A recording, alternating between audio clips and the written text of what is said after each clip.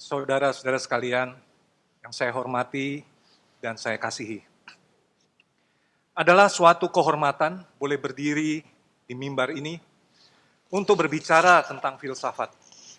Sebuah bentuk pengetahuan yang sudah sangat tua, tetapi masih relatif muda sebagai bentuk subjek akademis di negeri kita.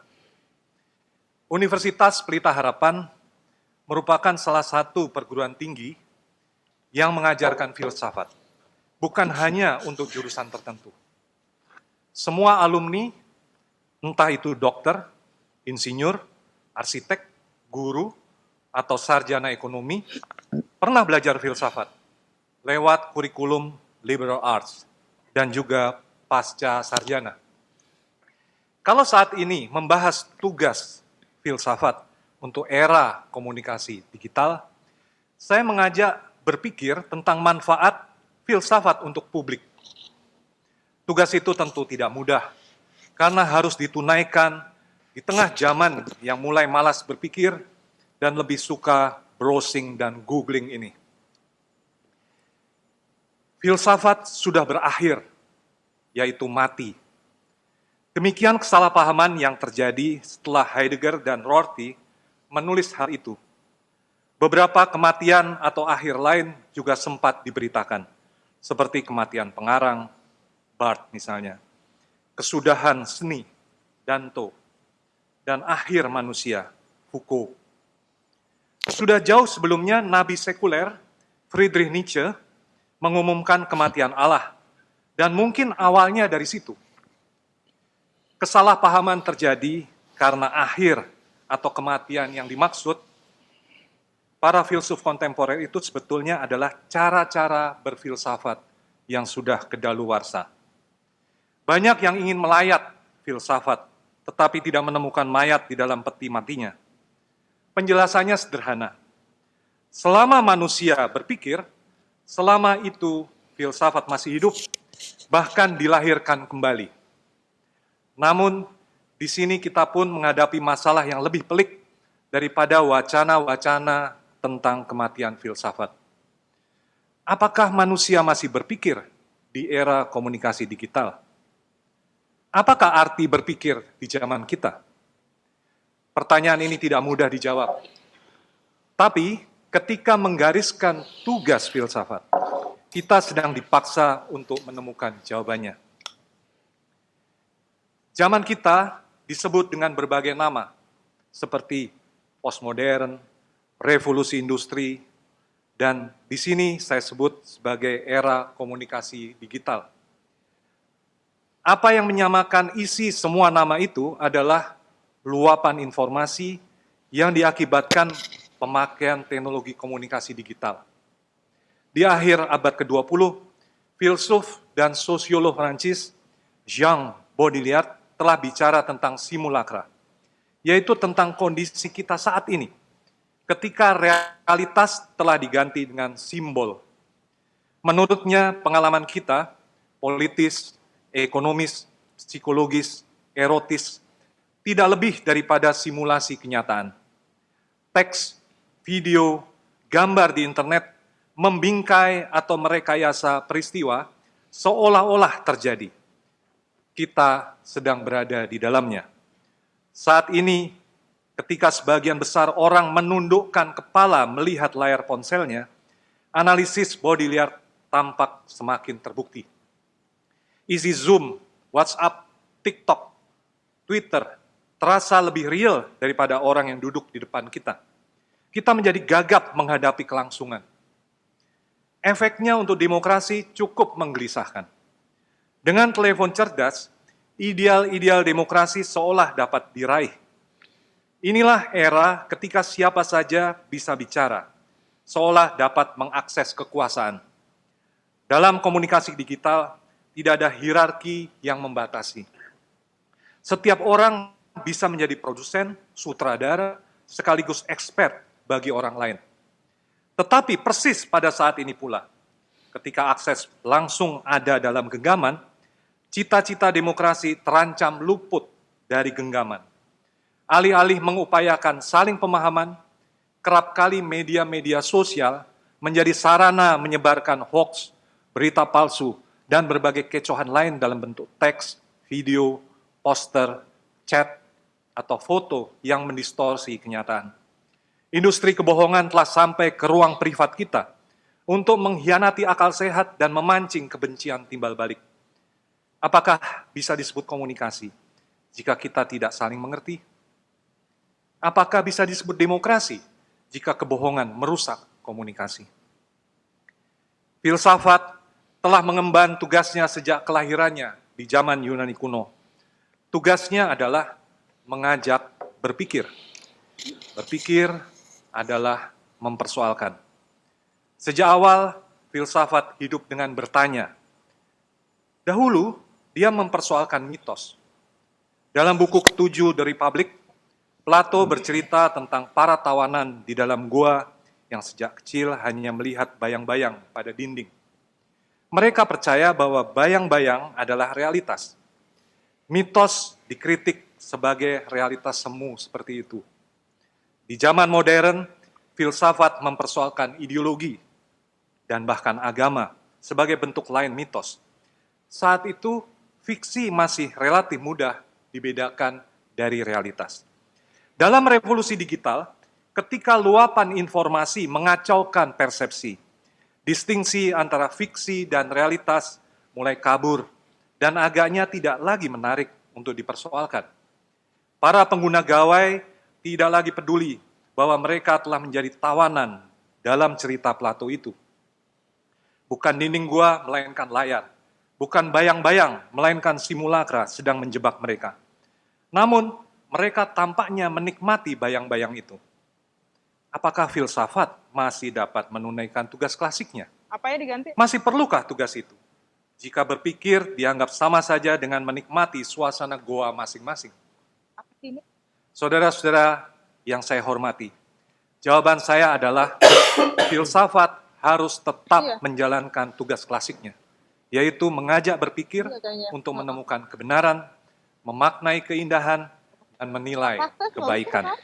Tugas ini diperlukan justru di zaman kita, ketika komunikasi digital menjadi mode of being kita semua yang baru. Khususnya di Indonesia, sebuah negara dengan pengguna internet yang mencapai sekitar 125 juta orang, tugas ini mendesak untuk dilakukan. Sebelum menguraikan tugas itu,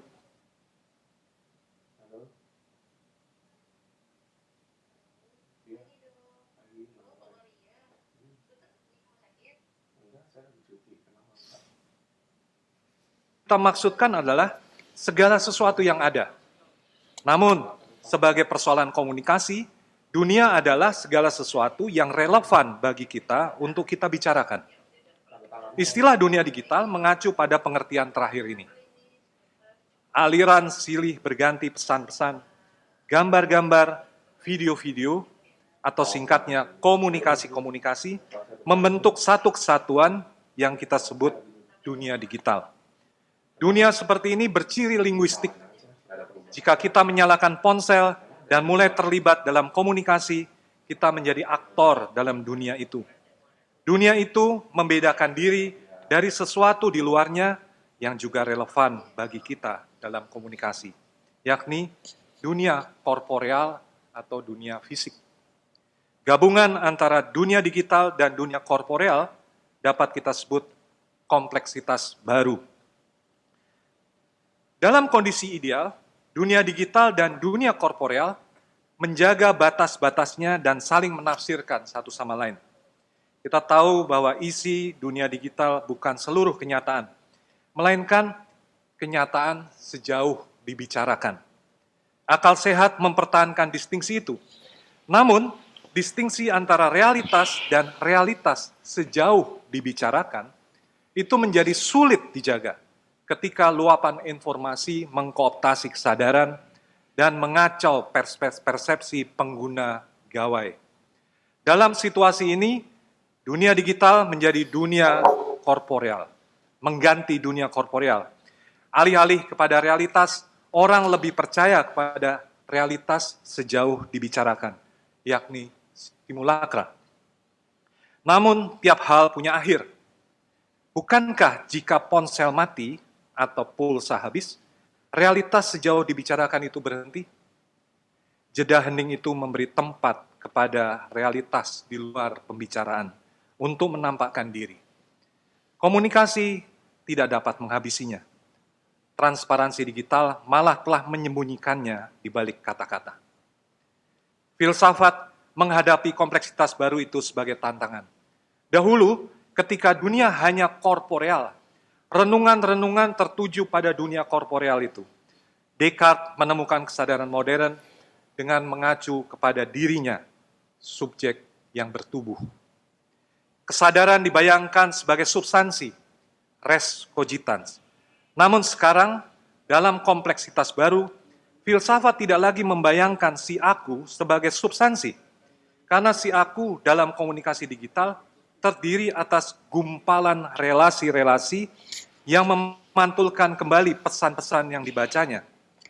Hal-hal termasuk si aku dalam komunikasi digital bukanlah mirror of nature seperti yang dikatakan oleh Rorty, melainkan sebut saja mirror of communication. Diri bukan substansi, melainkan gumpalan relasi-relasi atau seperti dikatakan oleh Simmel, masyarakat dalam masyarakat. Seperti bawang, tidak ada nukleus di dalamnya, hanya lapisan-lapisan kontingensi yang berujung pada bukan apa-apa. Berapa banyak aku kumiliki jika aku adalah mirror of communication? Adakah yang lebih misterius daripada diri dalam komunikasi digital? Masih adakah subjek moral?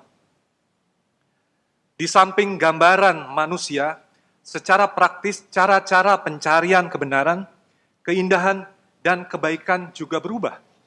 Mereka tidak dicari dengan refleksi diri di dalam benak, pada daya cerap atau dalam lubuk hati sendiri, melainkan dicari dengan klik ke dalam belantara informasi arahan Google dan YouTube. Akal tidak lagi herois seperti di zaman pencerahan. Api yang dinyalakan Prometheus mulai redup. Akal harus bernegosiasi dengan sentimen dan imajinasi yang berseliweran di dunia maya. Selama 2 perang dunia di abad lalu, filsafat makin menyadari kontingensi akal budi dan mulai bicara tentang faktisitas, keberuntungan, anugerah. Akal membantu untuk mengenal dunia, tetapi ia tidak punya akses langsung ke dunia. Karena akal pun adalah interpretasi yang merangkul kekosongan. Kondisi ini makin benar dalam komunikasi digital.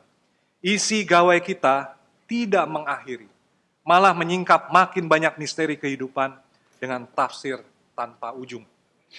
Kompleksitas baru itu tidak terpisahkan dari kebaruan komunikasi digital.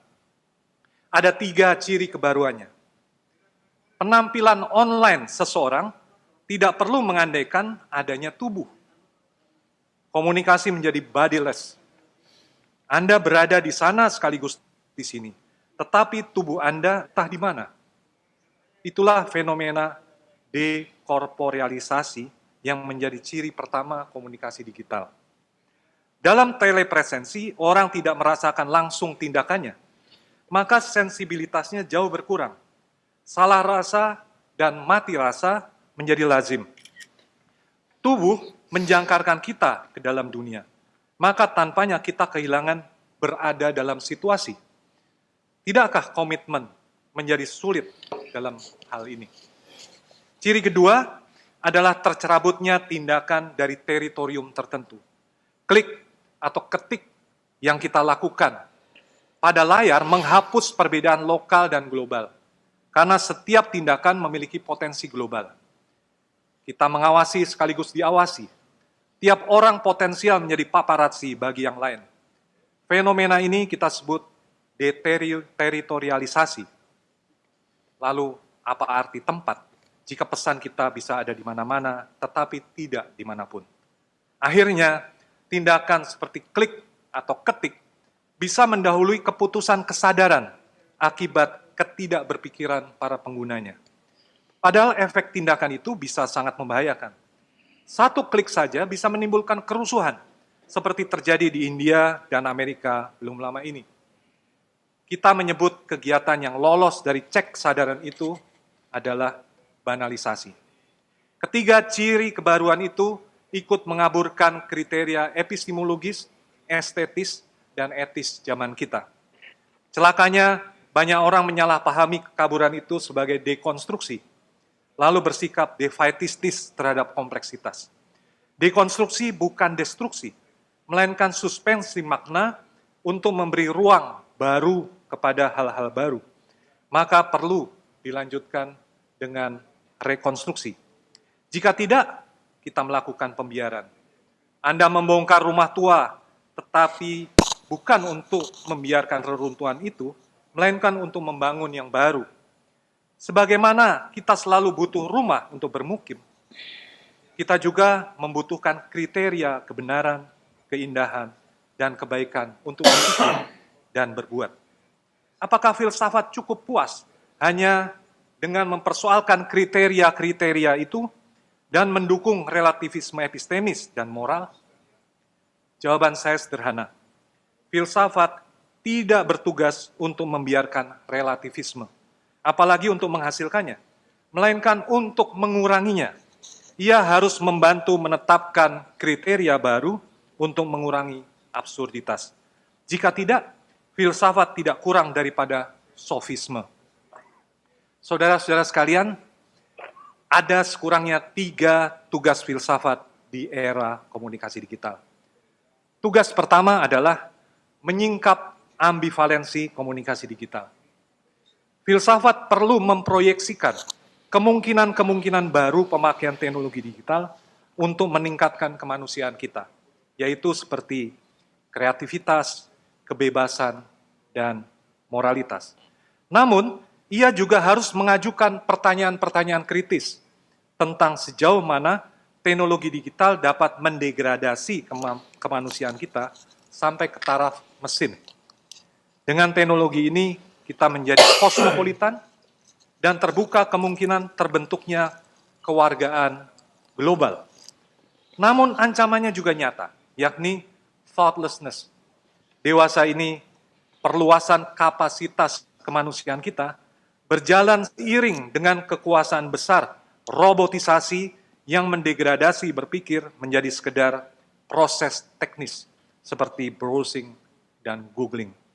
Ketidakberpikiran bisa sangat berbahaya. Bukankah radikalisme religius diuntungkan oleh mereka yang bereaksi robotik? Agaknya kita tidak hanya dilatih menjadi kosmopolitan, tapi juga sekaligus menjadi cyber. Filsafat harus bersiasat untuk mengatasi dilema itu. Tugas kedua adalah kritik ideologi dan refleksi rasional. Sebagai pengetahuan kritis, filsafat bertugas mewaspadai hubungan-hubungan kekuasaan teknokratis dan dogmatisme sains dan teknologi. Sejauh mana digitalisasi telah menjelma menjadi pengawasan panoptis? Marginalisasi baru mana yang ditimbulkan di antara kelas-kelas sosial? Pertanyaan-pertanyaan ini sangat wajar dilontarkan. Justru ketika banyak orang mengandaikan begitu saja teknologi digital sebagai kebenaran. Sebagai pengetahuan reflektif, filsafat bertugas untuk menyingkap perubahan antropologis, epistemologis, dan estetis yang diakibatkan oleh interaksi antara manusia dan dunia digital. Apakah kita masih manusia ketika otak kita disambungkan secara langsung atau tak langsung ke komputer? Apakah kebenaran, keindahan, dan kebaikan? Jika orisinalitas dan artifisialitas sulit dibedakan, apakah hubungan digitalisasi dengan evolusi peradaban, kesadaran, penderitaan, dan Tuhan? Untuk menjawab hal-hal itu, filsafat tidak bisa bekerja sendirian. Ia perlu bekerja sama dengan disiplin-disiplin lain, termasuk mitra seniornya, teologi, dan partner juniornya, sains. Hal itu dilakukan juga dengan keinsyafan akan batas-batas bahasa sebagai representasi realitas. Selalu ada ceruk antara bahasa dan realitas yang tidak dapat ditutup secara tuntas oleh interpretasi, entah itu filosofis, teologis, ataupun ilmiah. Akhirnya, tugas ketiga adalah memberi tilikan etika komunikasi digital. Etika penting untuk membuat para pengguna media sosial mengalami komunikasi sebagai suatu dunia yang meneguhkan kebersamaan mereka sebagai digital citizens. Saling menghina, mengancam, atau berbohong di media-media sosial menghasilkan worldlessness, rasa kehilangan dunia. Meski selalu chatting, orang tetap merasa sendirian dan terisolasi satu sama lain. Etika harus menghasilkan kembali dunia milik bersama.